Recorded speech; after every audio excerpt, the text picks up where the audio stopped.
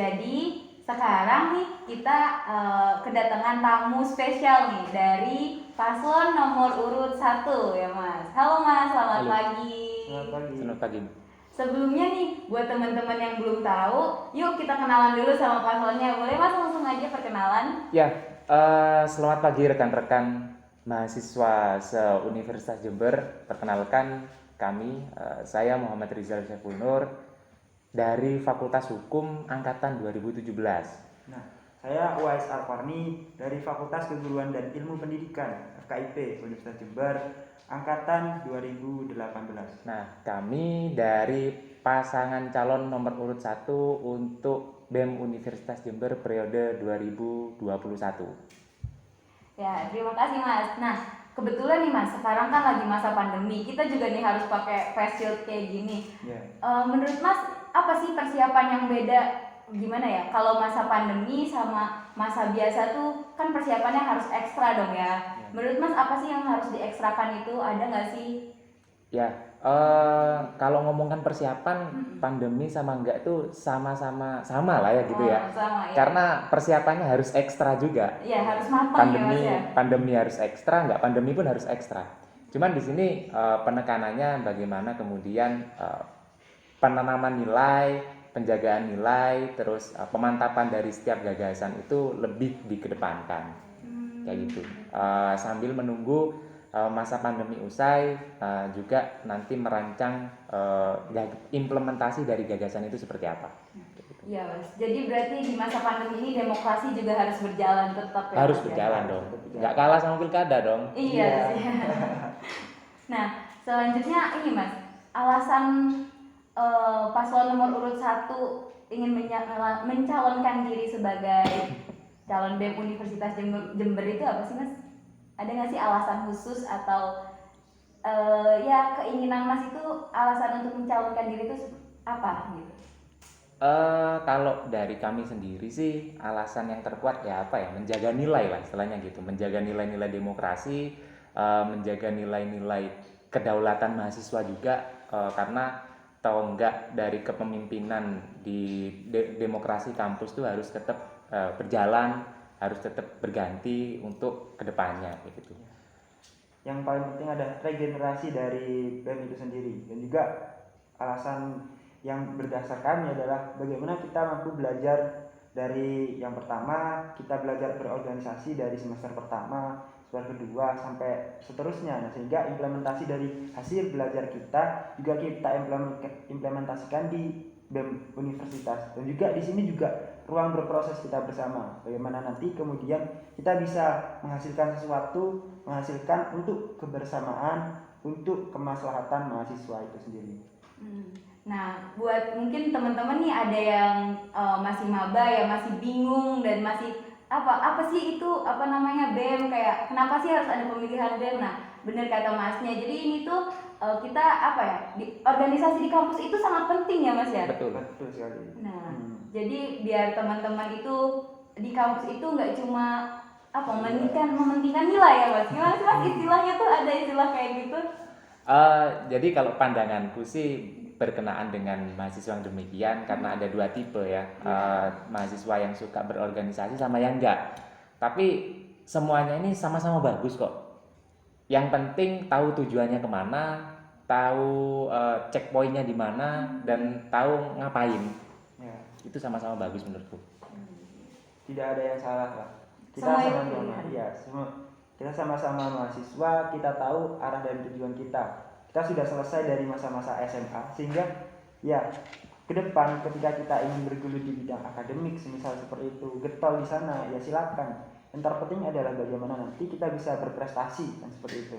Outputnya kan di sana. Kita belajar berorganisasi, kita fokus di akademik. Output yang ingin dihasilkan adalah sebuah prestasi yang itu bermanfaat untuk dirinya sendiri dan bermanfaat untuk lingkungan. Gitu. Jadi berarti target itu sangat penting ya Mas ya. Betul. Nah, untuk itu mungkin Mas dari paslon nomor urut 1 pemaparan visi misinya, karena mungkin dari teman-teman sendiri juga banyak nih yang masih apa sih baca visi misi paslon gitu-gitu aja gitu tuh. Ya, Mungkin pemaparan visi misi dan apa sih yang membuat berbeda gitu loh. Oke. Ya, gagasan besar kami berawal dari adanya sebuah latar belakang yang luas, kayak gitu. Kami mencetuskan adanya tema mempersatukan perbedaan. Itu berangkat dari keadaan kampus Universitas Jember, di mana kampus kita, kampus UNED tercinta ini terkenal akan kampus kebangsaan, terkenal akan kampus pluralisme dan kampus multikulturalisme, di mana di dalamnya terdapat berbagai jenis mahasiswa, jenis latar belakang, budaya, ras, suku, dan lain sebagainya. Dan juga kampus Universitas Jember kita memiliki 15 fakultas dan juga kita punya 4 kampus cabang. Sehingga itu yang menjadi latar belakang kami mencetuskan visi besar dan misi besar kita. Begitu. Dari adanya mempersatukan perbedaan tadi itu membentuk sebuah kekuatan dan legitimasi, akhirnya tercetuslah visi besar kita, yaitu bersama BEM terwujudnya IKN UNED yang mampu berkontribusi terhadap pembangunan sosial, intelektual, lingkungan, dan berciptakan Bhinneka Tunggal Ika. Di mana dari visi besar kita ini ada 3 poin penting yang akan kita angkat, yaitu yang pertama adalah pembangunan sosial, di mana pembangunan sosial ini jangan dikotomikan sebuah keilmuan, tapi pembangunan sosial ini merujuk kepada keseluruhan aspek, baik itu dari keilmuan, baik itu dari hubungan, baik itu dari hukum, politik, budaya, dan lain sebagainya, karena merujuknya kepada pembangunan sosial. Berikutnya adalah pembangunan intelektual, di mana kita seorang mahasiswa adalah seorang akademisi, kayak gitu kan. Sehingga dari akademisi itu yang dilihat adalah dari segi keilmuannya, karena mahasiswa adalah seseorang yang katanya agent of change, sehingga sangat-sangat ditunggu keberadaannya, sangat-sangat ditunggu kontribusinya terhadap masyarakat ataupun terhadap nusa dan bangsa, gitu. Berikutnya perihal tentang adanya lingkungan, pembangunan lingkungan. Nah, kalau ngomong tentang lingkungan berarti hubungan kita bukan hanya terhadap sesama manusia, bukan hanya hubungan kita terhadap masyarakat, melainkan terhadap lingkungan sekitar, di mana di dalamnya ada berbagai jenis makhluk. Sehingga ini yang harus kita jaga, seperti itu. Dan dari 3 aspek tadi itu kita bungkus dalam wadah Bhinneka Tunggal Ika, dalam wadah keberagaman. Ya, karena kembali lagi harus selaras dengan keadaan kampus Universitas Jember yang plural dan multikultural, sehingga kita mengangkat adanya keberagaman itu tadi. Iya Mas, mungkin ya emang di UNED ini sendiri kayak malah Jember ini kayak didominasi sama mahasiswa ya jadinya. Iya. Dari Sabang sampai Merauke ada di sini Iya. ya. Nah untuk visinya tadi kan ada singkatan dari IKM nih Mas. Iya. Mungkin teman-teman belum pada tahu apa itu IKM, boleh dijelaskan? Iya. Jadi IKM di sini adalah secara akronim lah ya, Ikatan Keluarga Mahasiswa. Jadi ketika seorang mahasiswa sudah menjadi mahasiswa di Universitas Jember, maka sudah tidak ada lagi sekat. Kita namanya keluarga. Sehingga sudah tidak ada mayoritas, sehingga tidak ada minoritas. Tidak ada kamu dari mana, karena kita dalam lingkup keluarga. Sehingga yang ditekankan itu di sana. Makanya kenapa tema besar kita adalah mempersatukan perbedaan tadi itu. Mempersatukan berarti menghilangkan sekat, berarti menghilangkan keadaan mayoritas dan minoritas. Nah, dari visi itu kita punya misi-misi yang sehingga ketika kita menjalankan misi, kita wujudkan, kita harapkan semoga visi kita adalah tercapainya sebuah visi cita-cita besar kita. Nah, misi kami yang pertama adalah mensinergikan fungsi eksekutif yang kolaboratif dan akomodatif bersama seluruh elemen mahasiswa. Nah, tentunya kita sebagai BEM tidak kemudian kita berdiri sendiri. Kita adalah badan eksekutif yang ditopang oleh semua mahasiswa, semua IKM, sehingga dalam kerja-kerjanya nanti kita tidak bisa sendiri. Kita tetap akan menggandeng semua ormawa, semua BEM fakultas, dan seluruh elemen mahasiswa. Dalam kerjanya juga kita akan kolaboratif, sehingga ranah-ranah kerja dari BEM, ranah-ranah kerja dari ormawa dapat terakomodasi dengan baik. Tidak kemudian kita menyerobot ranah kerja. Jangan sampai kemudian seperti itu. Yang kita tegaskan adalah kita akan berkolaborasi, kita bekerja sama terkait dengan program-program, terkait dengan kegiatan-kegiatan, sehingga semuanya dapat terakomodir dengan baik. Tidak kemudian kita satu sendiri seperti itu.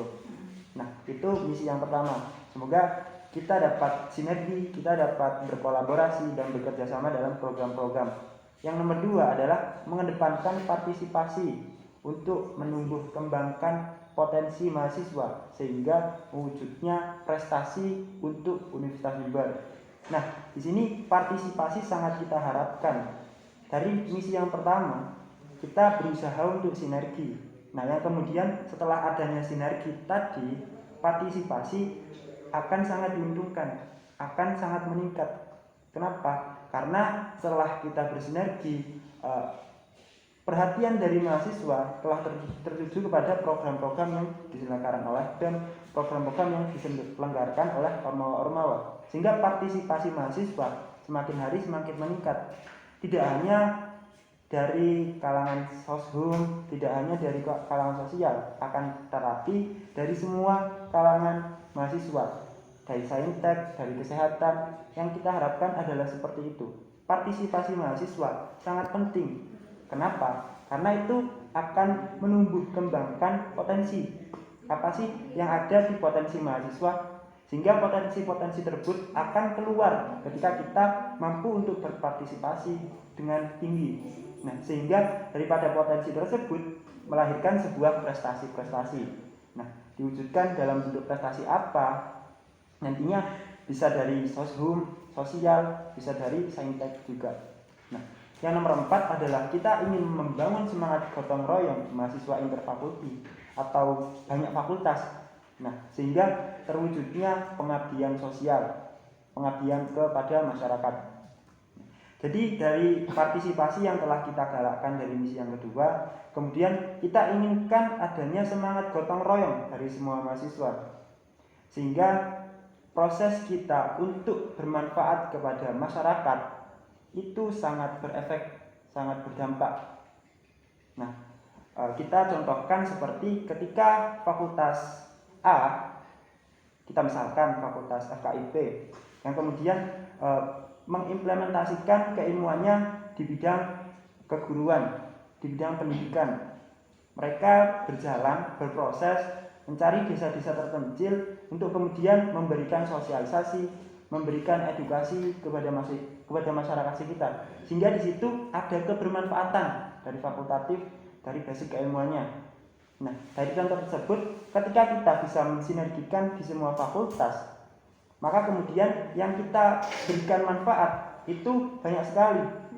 Tidak hanya dari satu fakultas, bisa dari fakultas A, fakultas kesehatan, fakultas hukum, sosial, dan yang lain. Sehingga dampak dan efek daripada mahasiswa kepada masyarakat itu semakin terasa dan semakin maksimal dan totalitas. Seperti itu.